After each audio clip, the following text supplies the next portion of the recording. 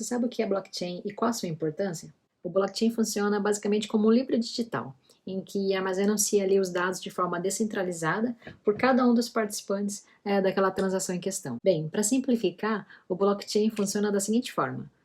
Um usuário solicita uma transação, daí cria-se ali um bloco que representa essa transação. O bloco ele se difunde para todos os nós da rede, e aí todos os nós validam o bloco e essa transação, e a transação ela é verificada e depois é executada. O blockchain surgiu em 2008 com o objetivo aí de apoiar a comercialização do Bitcoin, que no início somente essa rede de Bitcoin usava essa tecnologia, mas atualmente existe também utilizações aí no universo corporativo, né? Então, por suas características, o blockchain ele agiliza e garante a segurança nas negociações. Mas a pergunta que não quer calar é: será que realmente essa tecnologia blockchain é segura? Bem, quem vem responder essa pergunta e falar melhor sobre esse assunto é o Miguel Correia, ele é professor e especialista no assunto. Então, Miguel, muito obrigada mais uma vez aqui pela sua participação e vamos seguir então com o nosso bate-papo. Bom dia a todos. Portanto, o meu nome é Miguel Correia, sou professor no Instituto Superior Técnico. Sou também investigador numa unidade de investigação chamada INESC-ID. Portanto, eu sou professor universitário desde sempre, okay? Desde que acabei o mestrado, há muitos anos atrás. E essa carreira de professor universitário a gente faz duas coisas, não é? Por um lado, ensinar, não é? Ensinar alunos nas aulas, de forma mais ou menos convencional, e também orientando mestrados e doutorados. E depois fazer pesquisa em português do Brasil, ou investigação em português de Portugal, no fundo também em conjunto com muitos desses alunos, sobretudo mestrado e doutoramento. Portanto, uma coisa que eu faço pesquisa há muitos, muitos anos é em consenso e tolerância a faltas arbitrárias ou bizantinas, como se pode depois a dizer, que estão na base daquilo que é a blockchain, que é o tema de hoje. Okay? Portanto, a blockchain é assim um tema muito, muito vasto. Okay? Portanto, é preciso muito tempo para falar sobre o assunto. Há muitas coisas que estão a acontecer hoje em dia no mundo, portanto eu vou dar assim uma visão rápida em poucos minutos, okay? E depois fazem mais perguntas. Portanto, o termo blockchain surgiu no contexto da Bitcoin, okay? Toda a gente sabe o que é, portanto é uma criptomoeda, né? É algo que se pode fazer pagamentos como o euro, o dólar ou o real, mas que na realidade não é emitido por um banco central, é emitido por um sistema informático. É um sistema distribuído, portanto são milhares de computadores espalhados por todo o mundo, que fornecem um serviço que é fundamentalmente um serviço de pagamentos. Okay? Portanto, permite transferir dinheiro de contas, entre contas. Portanto, as pessoas têm contas, não precisam ter só uma conta, porque isto não é uma conta bancária, é fácil de abrir, e vão transferindo dinheiro umas para as outras. Portanto, isso é a ideia. Depois, na prática, muitas pessoas simplesmente compram dinheiro e deixam de ficar lá como investimento, né? Porque o dinheiro, o Bitcoin tem vindo a valorizar. Portanto, o termo blockchain surgiu nesse contexto, mas é muito mais vasto hoje em dia. Portanto, na verdade, o termo blockchain é um pouco confuso quando as pessoas começam a ler sobre blockchain, porque quem explica normalmente mistura dois sentidos diferentes, ok? Portanto, e isso complica muito a explicação. Portanto, por um lado é uma estrutura de dados, é uma forma de organizar dados, que é uma espécie de uma lista ligada, ok? Portanto, é uma sequência de blocos, ok? Um bloco, outro bloco, outro bloco, outro, e a única operação válida é colocar mais um bloco no fim. Okay? Portanto, pode-se colocar mais um bloco, mais outro, mas não modificar ou apagar blocos que já existem. Isso é o primeiro sentido da blockchain, não é? Portanto, é uma cadeia de blocos que, por exemplo, contém transações feitas nessa moeda Bitcoin. Por outro lado, o sistema informático também se chama blockchain. Okay? Esse sistema informático grande que pode ter dezenas, centenas, milhares de computadores, okay, também se chama blockchain. Isso é um pouco confuso porque são duas coisas diferentes. Depois também há quem chame de distributed ledger, okay, que é mais um sentido, mas vamos esquecer isso por agora. Okay, portanto, a Bitcoin foi apenas a primeira, depois surgiu outra muito importante chamada Ethereum, que introduziu os chamados smart contracts. Okay? Portanto, no fundo são programas que são colocados a funcionar na própria blockchain, no próprio sistema blockchain e que beneficiam das suas propriedades. Portanto, a Bitcoin também era um pouco programável, okay? Mas as pessoas não programavam muito, okay? Mas o Ethereum é que introduziu com força esta ideia, vamos lá programar aquilo para fazer alguma coisa de interessante. As pessoas usam o termo smart contracts, o termo não é muito bom, ok? Portanto, na verdade, eles não têm nada de smart, não tem nada a ver com inteligência artificial. E também não são necessariamente contratos legais, embora num ou outro caso possam ser, né? Portanto, eles movimentam dinheiro na moeda do Ethereum, que é Ether, ou na outra moeda de outras blockchains que suportem. Pronto, mas são apenas programas que a gente coloca a correr na blockchain para fazer alguma coisa interessante. Portanto, estas blockchains, como são colocadas em muitos computadores à volta do mundo e são replicadas, portanto a estrutura de dados é copiada em todos estes computadores, dezenas, centenas, milhares de computadores, portanto milhares no caso da Bitcoin, no caso do Ethereum, fornece propriedades de segurança muito interessantes, né? Portanto, por um lado fornece disponibilidade, okay? Mesmo que alguns computadores, dezenas, até centenas desapareçam, não há problema. Okay? Integridade, ao existirem estas cópias todas, também, mesmo que algum destes computadores modifiquem a blockchain, não tem problema. Fornece auditabilidade, né? Pode-se ir lá à blockchain, que está copiada em muitos lugares, e ver o que é que lá está. E outra propriedade muito interessante é que fornecem isto tudo de forma descentralizada. E isto é que é realmente inovador nas blockchains, como o Ethereum e também o Bitcoin. Isto não... como as blockchains, sim. Portanto, isto não depende de haver uma entidade que fornece estas propriedades. Okay? Não existe um banco, não existe um governo, não existe nenhuma nenhuma organização responsável pelo sistema. Existe um consórcio informal composto por pessoas que disponibilizam os seus computadores e regras de funcionamento que estão implementadas em software. Okay? Portanto, estão no software do Bitcoin, que é o Bitcoin D, ou no software do Ethereum, que são vários. Okay? Portanto, é o Bezo, o Quorum e vários outros. Okay? Portanto, no entanto, a blockchain não é propriamente um mecanismo de segurança. Okay? Portanto, a segurança é uma necessidade do funcionamento das criptomoedas, do funcionamento dos smart contracts e depois de muitas outras aplicações que foram surgindo e que podem beneficiar dela. Portanto, há uma muito popular hoje em dia. Sim. Me permite uma pergunta que talvez seja de muita gente aí assistindo o nosso bate-papo. A gente tem um mindset focado muito nas equipes de manutenção dos sistemas, né? Sejam programadores, contratados por empresas ou até mesmo por pessoas, dependendo do âmbito de uma aplicação. No cenário do blockchain, quem é o responsável pela manutenção do próprio sistema? Como é que o sistema se mantém ao longo do tempo? Como é feito a correção dos eventuais erros que esse sistema venha a ter? Como é que é esse processo administrativo da manutenção e da evolução do próprio blockchain? Ok, isso é uma pergunta muito interessante. Portanto, há vários... depende da tecnologia blockchain em si. Okay? Portanto, na Bitcoin existe um conjunto de developers, que são pessoas individuais, okay? Que apenas têm interesse nisso. No Ethereum é a mesma coisa. Portanto, no Ethereum há um fundador que é um sujeito muito conhecido, que é o Vitalik Buterin. Okay? É a capa da revista Time desta semana, para quem não viu. Há outros processos, há outras blockchains que são mais pensadas para empresas que também estão sob a Linux Foundation. Portanto, o projeto Hyperledger tem criado várias tecnologias de blockchain e estão debaixo da Linux Foundation. E depois já lá há empresas que patrocinam parte desse desenvolvimento. Por exemplo, a tecnologia Hyperledger Fabric é em grande medida financiada pela IBM, portanto, surgiu na IBM e foi financiada pela IBM. A Hyperledger Sawtooth pela Intel e outras coisas assim. Okay? Mas, portanto, existem essas equipas de developers. Numa blockchain como o Bitcoin ou como o Ethereum, quando surge uma nova versão, instalar essa nova versão é opcional. Okay? E se essa nova versão não for retrocompatível, okay? Não for compatível com a anterior, pode-se dar um fork. Okay?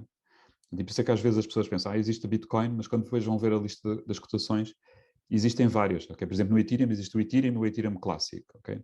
Na Bitcoin existe o Bitcoin Gold, Bitcoin SVM, agora não me lembro, SV qualquer coisa, etc. Portanto, existem umas tantas variantes. Porque é opcional. Portanto, se as pessoas quiserem continuar a usar a versão anterior, podem continuar a usar. Por isso é que é da comunidade. Okay? Portanto, de facto, os developers, ao contrário de uma aplicação normal, não têm controle total, porque não têm controle sobre quem vai adotar. Criptomoedas é a primeira aplicação que pôs isto no radar, não é? que chamou a atenção das notícias. Muito atual, NFTs, okay? São non-fungible tokens, ok? Portanto, são representações geralmente de alguma forma de arte digital, ok? Portanto, pode ser uma figurinha, ok? Os CryptoPunks e outros assim. Pode ser música, pode ser um tweet, pode ser até software, no caso do software da web. E têm a capacidade de ser transacionados e representarem quem tiver o NFT representa que aquilo é dono daquela coisa, okay? E pode ser transacionado e, portanto, pode-se saber quem é o dono do NFT. Então, um colecionável. Também poderia ser usado para outras coisas não físicas, ok? Mas não tem sido usado ainda muito.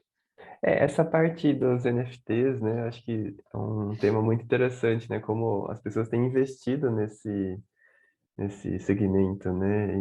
E tem NFTs caríssimas, né? Então virou uma forma de investimento, da mesma forma como aqueles terrenos em ambientes do metaverso e assim por diante, né? Sim. Que também são NFTs. Okay, portanto, também, alguns deles são NFTs. Portanto, a pessoa compra e eles têm significado dentro do metaverse em causa, né? Portanto, daquele que for, mas também podem ser comercializados cá fora sem envolvimento do metaverse. Portanto, de facto, aquilo é um investimento assim, para pessoas com mais do que 30 anos, está um pouco estranho, né? Portanto, investir tanto dinheiro numa coisa puramente virtual.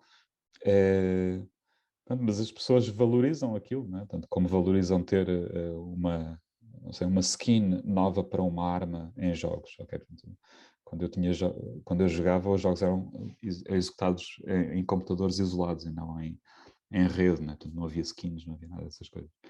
Mas os NFTs têm a vantagem de, apesar de poderem representar uma skin qualquer para a arma, ou uma coisa qualquer do estilo, ou um terreno, ou outra coisa assim, ou vidas, ou outra coisa assim, é comercializável de forma independente do jogo, né? E pode valorizar cá fora e ser comercializada em dinheiro mesmo. Até. Exatamente. E como você tem visto, acompanhado aí essa evolução do blockchain, Miguel? Eu acho que a evolução é muito interessante, né? Portanto, a tecnologia como um todo tem sofrido daquele problema que acontece com muitas tecnologias, né? Que é um hype exagerado, né? Um entusiasmo exagerado. Né? Há aquela curva do hype da Gartner, né? Que às vezes a tecnologia surge e depois há um pico gigante, as pessoas ficam mais ou menos todas loucas com aquilo. E depois há o contraciclo, né? Então, depois as pessoas ficam todas entusiasmadas, aquilo não resolveu os problemas do mundo, claro, não vai resolver os problemas do mundo, não é essa a ideia. E depois as pessoas ficam desanimadas, afinal isto não serve para nada e tal. E já apareceu uma coisa alternativa, a IA. A IA tem 60 anos, né? Portanto é uma tecnologia muito, muito antiga. E parece que o blockchain não vai dar nada. Mas agora não, portanto, agora estamos a entrar naquela curva, num crescimento racional da tecnologia. Né? As empresas estão a adoptar com calma, estão a começar a fazer negócio, estão a começar a ganhar dinheiro. Depois continua aquela loucura de investimentos, etc., com criptomoedas, NFTs, mas há toda uma adoção para aplicações reais e que têm interesse. Né? Portanto, acho que uma que faz muito sentido é a cadeia de fornecimento, ou supply chain. Né? Portanto, é um conjunto de empresas envolvidas numa supply chain qualquer, de petróleo, comida, automóveis, ou uma coisa qualquer, usarem uma blockchain para registar os eventos relevantes. Né? Sei lá, o navio partiu da China com a peça tal. O navio chegou agora ao Porto de Lisboa. Okay? As outras peças partiram do Porto de Santos. Né? Etc. Portanto, isso é uma aplicação que faz sentido. Um conjunto de organizações que estão envolvidas, okay, utilizam a blockchain para registrar eventos que são importantes para o seu negócio. Portanto, há muitas aplicações deste estilo que estão a surgir e que vão continuar a surgir e que vão levar a tecnologia a ser adotada, mas tem aquela loucura de aparecer no telejornal e a falar de fraudes o tempo todo, etc. E você tem acompanhado, Miguel, essas fraudes que têm acontecido, né? As vulnerabilidades no ambiente smart contracts, né? Como é que você tem visto Sim, essas claro, atividades? sem dúvida. Portanto, há duas causas fundamentais para esses problemas. Portanto, que tem havido para essas fraudes, etc. Ou três causas fundamentais. Uma simplesmente é fraude mesmo. Né? Alguém cria um smart contract, né? Portanto, para representar, por exemplo, a participação numa empresa ou numa nova plataforma de blockchain e depois é fraude, desaparece. Né? Aconteceu que há pouco tempo com o Squid Game, né? Alguém criou um token Squid, okay? E depois as pessoas começaram a investir, investiram um montão de dinheiro e aquilo nem sequer tinha a possibilidade, o smart contract não tinha a funcionalidade para vender os tokens, okay? Só dava para comprar e ficar sem o dinheiro. Portanto, era fraude pura e simples. Né? Depois há alguns smart contracts, mas isso é menos frequente, embora possa acontecer, portanto, e aconteceu, têm mesmo vulnerabilidades. Né? É software, vulnerabilidades, alguém descobre um modo de ir lá e de roubar o dinheiro.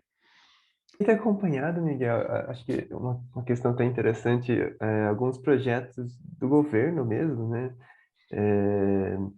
que estão implementando tecnologias de blockchain para criar, né, smart contracts, né, e eu achei muito interessante, né, assim, eu tenho acompanhado esses projetos, né, e você tem visto, assim, essa adoção dessa tecnologia, não só pelo governo, mas pelas empresas privadas, né? Você tem visto que o mercado em si tenha adotado mais essa tecnologia, Miguel?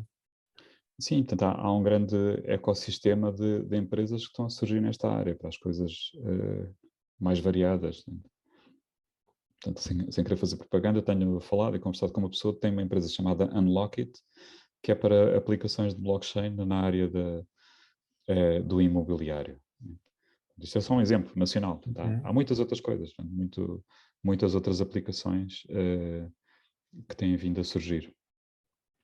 Mas já agora, só voltando à pergunta anterior, desculpe, já agora continuando também nesta pergunta ainda, em relação e na aplicação, na área do governo também, portanto, há um conjunto de aplicações interessantes à volta da self-sovereign identity, né? A identidade autossoberana, a pessoa poder criar uma identidade virtual e depois usar para apresentar uma identidade digital e usar isso para apresentar em diversos sites, em diversos governos, etc. E depois associado a isso há também uma desmaterialização, para tornar em forma digital de documentação. Por exemplo, uma que interessa particularmente a nós, estamos na universidade, é dos diplomas universitários. Portanto, o diploma universitário é algo que tem um identificador do aluno, que é um identificador SSI, um Decentralized Identifier, ou DID, e depois a gente apresenta aquilo e além disso tem controle sobre qual é a informação que é apresentada. Né? Por exemplo, a uma empresa a gente pode querer apresentar apenas a média final de curso. A outra empresa pode querer apresentar apenas que eu concluí este curso. A outra, tudo bem, eu vou apresentar todas as notas que eu tive todas as classificações que eu tive durante o curso. Portanto, esses usos são muito, muito poderosos. Mas, entretanto, lembrei-me da o tipo de vulnerabilidades que aparecem. Aliás, o terceiro problema que aparece, e que não é específico dos smart contracts, é de tudo o que é blockchain, que é há uma forte dependência sobre pares de chaves privada e pública. Não é? Portanto, a identificação da pessoa perante uma blockchain é uma chave privada, ou várias chaves privadas, de criptografia assimétrica. Portanto, se alguém consegue roubar essas chaves privadas, é uma catástrofe. Né? E se a pessoa perde essas chaves privadas, também é uma catástrofe. Né? Portanto, há uma percentagem grande do dinheiro da Bitcoin, não sei, 20%, 30%, 40%, que está perdido para sempre porque as pessoas perderam as chaves privadas. Portanto, isto cria uma dependência das chaves privadas que já existia em segurança, mas que aqui é particularmente crítica porque pode valer muito, muito dinheiro. De facto, as carteiras, que é o que serve para guardar as chaves privadas, passaram a ser uma entidade de primeira classe, digamos assim. Né? Uma coisa que em segurança a gente já se preocupava com isso, né? A segurança das chaves privadas, tudo bem, e guardá-las offline, etc. Mas aqui passou a ser um elemento absolutamente crítico. Né? A pessoa tem uma chave privada e aquilo permite acesso a 1 milhão de euros, por exemplo. Portanto, e perdeu, fica sem o dinheiro. Né? Então, houve muita gente que comprou, por exemplo, Bitcoin no início, okay? Portanto, pagou meia dúzia de euros, ou ainda escudos na altura, não sei bem. Não, aquele já era o euro. E depois tinham lá num computador e perderam o computador e ficaram sem essas chaves. E hoje em dia, se estão a fazer as contas, aquilo eram 100 mil euros, 200 mil euros. Deixa eu fazer uma pergunta, Miguel, em relação principalmente ao uso do blockchain como infraestrutura de desenvolvimento para novas aplicações. E eu, particularmente, não vejo muito a mão de obra disponível no mercado, né? A gente está numa fase, inclusive esse vídeo tem um pouco desse objetivo, né? Falar um pouco sobre blockchain, explicar conceitos básicos. Mas como é que você vê a mão de obra no mercado para desenvolver essas aplicações, para que possa explorar eventualmente toda a potencialidade da plataforma? Isso é bem verdade, ok? Eu estou 100% de acordo que isso é um problema grande que existe, ok? Portanto, por um lado, tem vários problemas, não é? É uma tecnologia relativamente recente e é uma tecnologia ainda confusa no sentido em que estão a surgir muitas frameworks, muitas plataformas, não é? Não é como aplicações web. Ok, as aplicações web também vão surgindo periodicamente novas frameworks, mas os conceitos básicos estão estáveis há muitos anos, não é? Aqui não, portanto a pessoa vai fazer um projeto em blockchain e pensa, se eu vou usar o quê? Ok, vou usar Ethereum, Avalanche, não, Hyperledger Fabric, Hyperledger Bezo, etc. Tem que escolher entre muitas e a opção não é óbvia, não é? E portanto também criar programadores para esta área também não é algo muito fácil, não é? Portanto, existem programadores, algumas pessoas têm interesse e que estão a formar e a programar nesta área, mas não existe um mercado grande.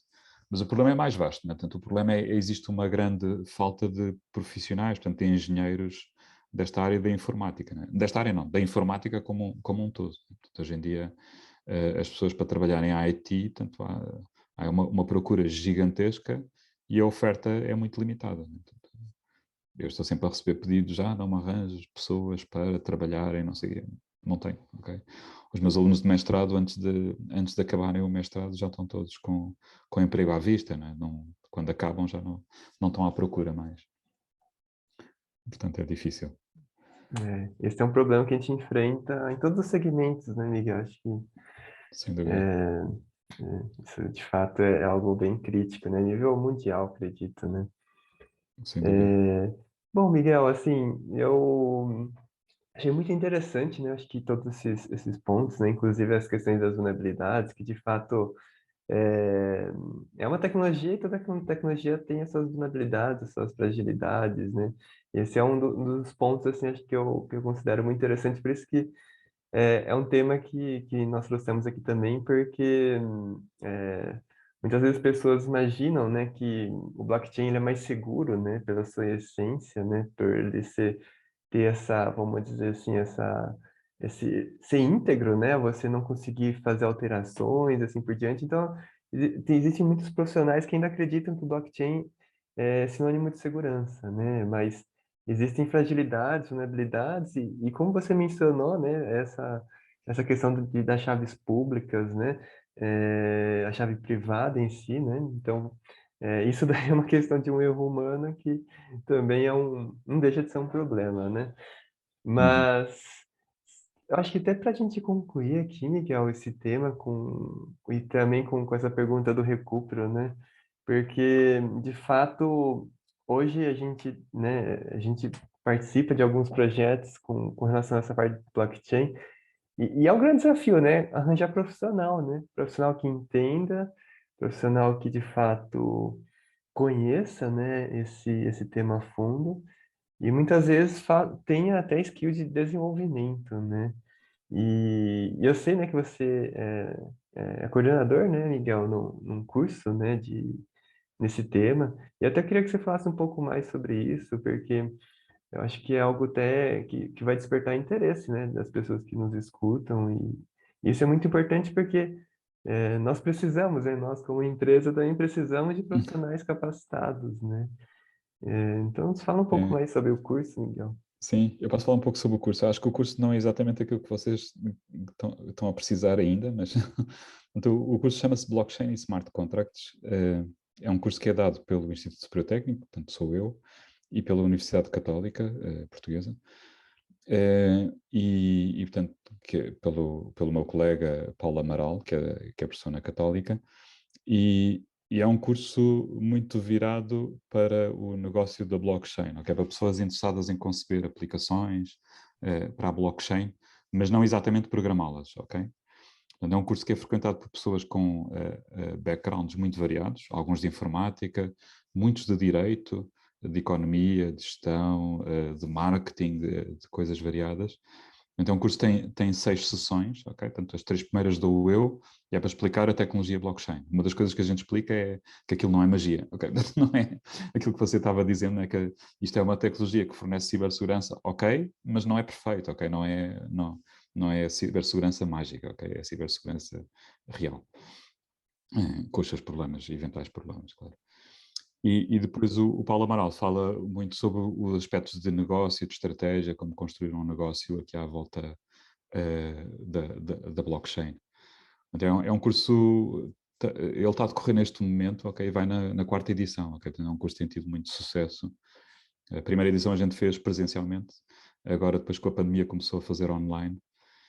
E estamos na 4ª edição, mas na realidade houve muitas pessoas que tentaram inscrever na 4ª edição e não conseguiram, e a gente se calhar até vai fazer outra já de seguida, em maio provavelmente, porque há muita demanda para isso, mas para perceber conceptualmente a blockchain, o que é que a gente consegue fazer com isto, que tipo de aplicações. Portanto, não é só propriamente, aliás, uma coisa que a gente quase não fala, não é? Mas a gente até fala mais questionados pelos alunos, é isto dos investimentos e coisas assim, porque não é esse o tema, ok? O tema é como aplicações, as garantias que isto dá, como é que funciona, com alguma profundidade técnica, que é a minha parte, né? E depois como utilizar no negócio. Pelo fato do curso ser virtual, Miguel, então o pessoal aqui do Brasil também pode frequentar. Pode. Na verdade, para nós em horário pós-laboral, portanto começa às 5h30 da tarde, para vocês deve ser durante o início da tarde. Na verdade, eu penso que a partir do Brasil, não sei se alguma vez tivemos alguém, temos tido a partir da África, temos agora uma pessoa não sei se é de Cabo Verde, se é de Angola, portanto, e temos pessoas de Portugal que não estão em Lisboa, né? Portanto, não poderiam vir localmente ao curso, mas está aberto a inscrições do Brasil, claro. Bem-vindos. Interessante. E só para a gente entender aqui, Miguel, é, talvez acho que não sei se qual que é a principal pergunta que os alunos questionam durante o curso, assim, o que que você acha que de fato algo que os alunos apontam, né, durante as aulas que você considera interessante, assim? Já agora só dizer, eu estou a chamar alunos, mas não são os alunos típicos, né? Em geral são profissionais com muitos anos de experiência, né? Portanto, com 10 anos de experiência, coisas assim, né? Portanto, acho que a gente até tem um mínimo de 2 anos, uma coisa assim de experiência. Não sei bem que pergunta é que põem, portanto, por acaso agora nesta edição do curso perguntaram isto da existência de profissionais, mas como encontrar profissionais para programar aplicações blockchain, também sobre os investimentos, portanto, depois perguntas muito técnicas sobre o funcionamento das coisas, então há um pouco de tudo. Aquilo demora muito tempo, né? São 20 horas de curso, 21 horas, se não estou em erro. Portanto, são 6 aulas, mas aulas de 3h30 cada uma, né? Ainda é muito tempo, portanto a gente discute muitas coisas. Entendi. E só para a gente concluir, então, Miguel, passa uma recomendação para quem quer iniciar nessa nova jornada, nessa carreira, né, do blockchain. O que você recomenda aí para os profissionais aí? Além de fazer o curso. Exatamente. Ó, primeiro passo, fazer o curso.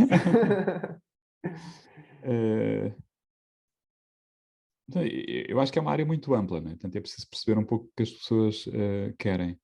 Então, há um livro que eu li que é muito bom sobre o Ethereum, publicado pela O'Reilly, aqueles que têm os animais na capa. Não me lembro exatamente do nome, mas é Ethereum How To, penso eu, ou uma coisa assim. E é um livro que eu acho que é muito, apesar de não ser muito pequeno, okay, lê-se muito bem e é muito fácil para perceber os conceitos básicos. Mas depois é preciso acompanhar o tema, porque é um tema em explosão, ok? Eu sempre dou o curso, vou buscar coisas novas para falar, né? Por exemplo, uma coisa que a gente não dava muita ênfase era os NFTs. No início, aqui há 2 anos, os NFTs não eram assim uma coisa não era uma coisa importante, ok? As pessoas falavam, talvez começavam a falar, mas agora não, agora a gente tem que falar um bocado de NFTs, explicar e como é que aquilo é implementado e tal. Portanto, é uma área que está a mudar muito, muito depressa. E sobretudo nas aplicações concretas por parte de empresas, há muita coisa a acontecer e há muita coisa para ver. Portanto, é Perfeito, essa a minha Miguel. sugestão. É uma ótima sugestão, né? Acho que sempre é válido, né? Porque quem está iniciando nessa carreira ou quer iniciar, né, sempre fica na dúvida, né? O que fazer, como, né? hoje na internet tem tanta informação, mas no fundo tem muita informação e as pessoas não sabem o que aprender primeiro, né? Como, né? Então, acho que sempre é um passo importante aí para quem já conhece sobre o tema aí há muitos anos, né, Miguel? Então, bom, obrigado aqui, Miguel, pela sua presença novamente, né? Nada, um prazer. Nesse vídeo aqui do nosso canal. E, bom, então, numa próxima aqui, nós voltamos aqui com o Miguel também, para falar um pouco mais aí sobre diversos assuntos aí que o Miguel conhece aí. Obrigado a todos aí e até a próxima.